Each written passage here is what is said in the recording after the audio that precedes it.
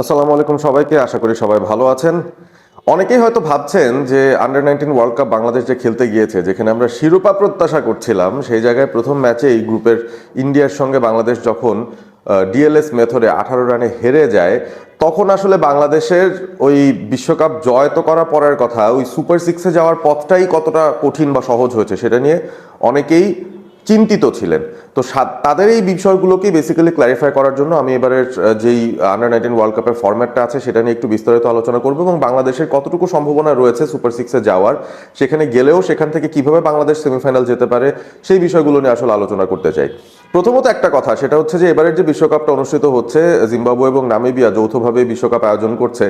Very difficult কন্ডিশনে খেলা হচ্ছে। আমরা ওয়ার্ম আপ ম্যাচ থেকেই দেখছিলাম যে কোনো ম্যাচই আসলে পুরো 50 ওভার শেষ হচ্ছেই না।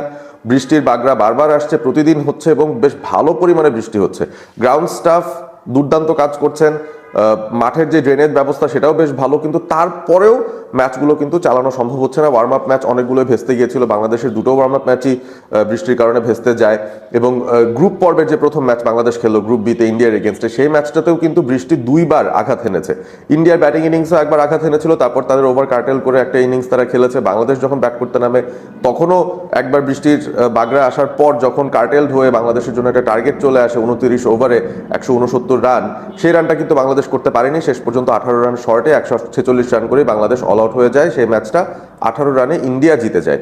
সো ওভারঅল যে সিচুয়েশনটা ঘটেছে, আমার কাছে যেটা মনে হচ্ছে আর কি বেসিক্যালি, সেটা হচ্ছে যে বৃষ্টির কারণে বড় দল ছোট দলের মধ্যে যেই অবভিয়াস রেজাল্টগুলো সেগুলো কিন্তু আটকে যাচ্ছে। বাংলাদেশের গ্রুপে আর কে আছে? আর আছে নিউজিল্যান্ড এবং ইউএসএ। বাংলাদেশের কিন্তু গতকাল নিউজিল্যান্ডের সাথে ম্যাচ ছিল, দ্বিতীয় ম্যাচ, এবং সেই ম্যাচটার আগে নিউজিল্যান্ড যে বিপদে পড়েছে সেটা হচ্ছে তারা ইউএসএর সঙ্গে তাদের প্রথম ম্যাচ, সেইটাও আবার বৃষ্টির কারণে পণ্ড হয়ে যাওয়ায় দুই দল একটা একটা করে পয়েন্ট পেয়েছে। নিউজিল্যান্ডের জন্য নিশ্চয়ই এটা বিরাট বড় একটা লস, কারণ ইউএস এর সঙ্গে ডেফিনেটলি তারা একটা জয়ের পরিকল্পনাই করছিল বা এক্সপেক্ট করছিল যে তারা ম্যাচটা জিততে পারবে। বাংলাদেশ নিউজিল্যান্ড ম্যাচটা গতকাল, সেটাও কিন্তু পণ্ড হয়ে গেছে বৃষ্টির কারণে, এবং সেখানেও নিউজিল্যান্ড আগে ব্যাট করেছিল, তারা 51 রান করেছে 1 উইকেট হারিয়ে। 10 ওভার শেষে ঠিক সেই সময়টায় বৃষ্টি চলে আসে, এবং এমনই বৃষ্টি যে ম্যাচটা আর কন্টিনিউ করা সম্ভব হয়নি। নিউজিল্যান্ড এবং বাংলাদেশ দুই দল এক এক করে পয়েন্ট পেয়েছে। ইন্ডিয়ার কেসটা আমি বলবো যে দে গট ভেরি লাকি। দুটো রেন কার্টেল ম্যাচ হওয়া সত্ত্বেও ইন্ডিয়া সামহাও সেই ম্যাচগুলো কমপ্লিট করতে পেরেছে। ওয়েদার তাদের ফরে ছিল, এবং ইউএস এর সঙ্গে টুর্নামেন্টেরই প্রথম ম্যাচ তারা খেলেছিল, সেখানে তারা ডিএলএস মেথডে জয় পেয়েছে, এবং তারপর বাংলাদেশকে তারা ডিএলএস মেথডে 18 রানে হারিয়েছে। দুটো কমপ্লিট ম্যাচ ইন্ডিয়া শেষ করে 4টা পয়েন্ট নিয়ে খুব ভালো একটা সুসংহত অবস্থানে রয়েছে, এবং গ্রুপ স্টেজ থেকেই বোঝা যাচ্ছে যে সুপার সিক্স পর্বেও তারা যেহেতু পয়েন্টসগুলো ক্যারি করে নিয়ে যায়। আপনাদেরকে আবারও এক্সপ্লেন করছি যে সুপার সিক্সে যখন যাবে দলগুলো, তারা কিন্তু তাদের গ্রুপ পর্বের যে পয়েন্ট আছে সেই পয়েন্টগুলোই ক্যারি করে নিয়ে যাবে, এবং সেটা তাদেরকে একটা অ্যাডভান্টেজ দেবে। অর্থাৎ ইন্ডিয়া যখন গ্রুপ সিক্স সুপার সিক্সের খেলা শুরু করবে, ইতিমধ্যে তাদের 4 পয়েন্ট থাকবেই, এবং শেষ ম্যাচ নিউজিল্যান্ডের সাথে তাদের গ্রুপ পর্বে, সেটাও যদি তারা জিতে যায় তাহলে 6 পয়েন্ট, মানে যত পয়েন্ট তারা গ্রুপ স্টেজে অ্যাকুমুলেট করতে পারবে তত পয়েন্টই তাদের সুপার সিক্সে স্টার্টিং পয়েন্ট হিসেবে ধারণা করা হবে, এবং সেখানে দুটো করে ম্যাচ সবাই খেলার সুযোগ পাবে। সেই দুটো ম্যাচ থেকে আরও জয় পেলে পয়েন্টস বাড়বে।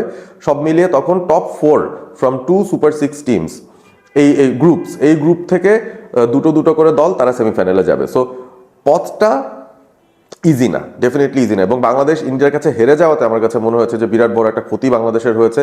নিউজিল্যান্ডের ম্যাচটাও যদি কমপ্লিট হতো, বাংলাদেশ যদি এখান থেকে 2টা পয়েন্ট বের করতে পারতো, আমার মনে হয় বেটার একটা অবস্থায় থাকতাম। বাট একই কেস নিউজিল্যান্ডের ক্ষেত্রেও খাটে, তারা তো ইউএস এর সঙ্গে পয়েন্ট হারিয়েছে। সো নিউজিল্যান্ড আমার মনে হয় একটু বেশি বিপাকে পড়েছে, কারণ তাদের ইউএস এর ম্যাচটাই বৃষ্টিতে পণ্ড হয়ে গেছে, এবং ইন্ডিয়া ইউএসএ কে হারিয়েছে, বাংলাদেশের সামনে ইউএস এর সাথে ম্যাচ। সো এই ইজি অপোনেন্টের সঙ্গেই একটা পয়েন্ট হারানো আমার মনে হয় নিউজিল্যান্ডকে একটু ব্যাকফুটে ফেলে দিয়েছে অবশ্যই।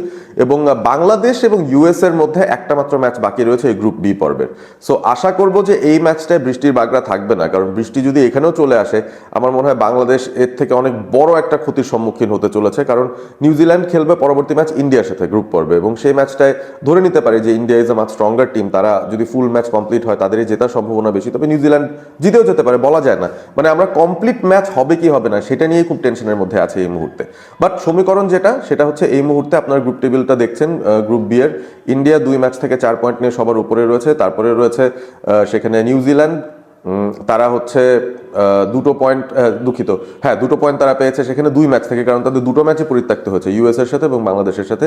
শেষ ম্যাচ তাদের ইন্ডিয়ার সাথে খেলতে হবে। বাংলাদেশ অন্যদিকে 3 নম্বরে রয়েছে, 2 ম্যাচ থেকে 1 পয়েন্ট ইন্ডিয়ার সাথে হেরেছে, নিউজিল্যান্ডের সাথে 1 পয়েন্ট ভাগাভাগি করেছে, এবং ইউএসএ 2 ম্যাচ খেলেছে এবং তার মধ্যে একটা হেরেছে, একটা ড্র বা একটা পরিত্যক্ত হয়েছে, সে কারণে 1 পয়েন্ট তারা পেয়েছে। বাট তারা বাংলাদেশের নিচে এ কারণেই আছে যে বাংলাদেশ যেই ব্যবধানে ইন্ডিয়ার সাথে হেরেছিল তার চেয়ে বাজে ব্যবধানে ইউএসএ হেরেছে, সুতরাং নেট রান রেটে তারা বাংলাদেশের থেকে পেছনে রয়েছে।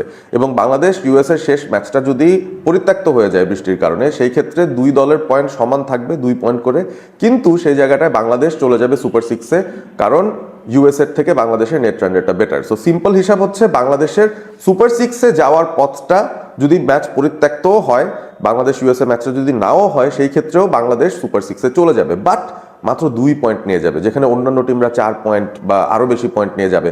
সেটা কিন্তু ওদের জন্য বিশাল একটা অ্যাডভান্টেজ, কারণ এই পয়েন্টগুলো ক্যারি ওভার হয়ে সুপার সিক্স পর্বে দলগুলোর সঙ্গে অ্যাটাচড হয়ে যাবে। সো আমি আশা করছি বাংলাদেশ যেন শেষ ম্যাচটা ইউএসএর সঙ্গে একটা কমপ্লিট ম্যাচ খেলার সুযোগ পায় অন্তত, মানে এই ম্যাচটা জিতে বাংলাদেশ অন্তত 3টা পয়েন্ট পেলেও আমার কাছে মনে হয় যে সুপার সিক্সে একটা ভালো অবস্থানে বাংলাদেশ যেতে পারবে।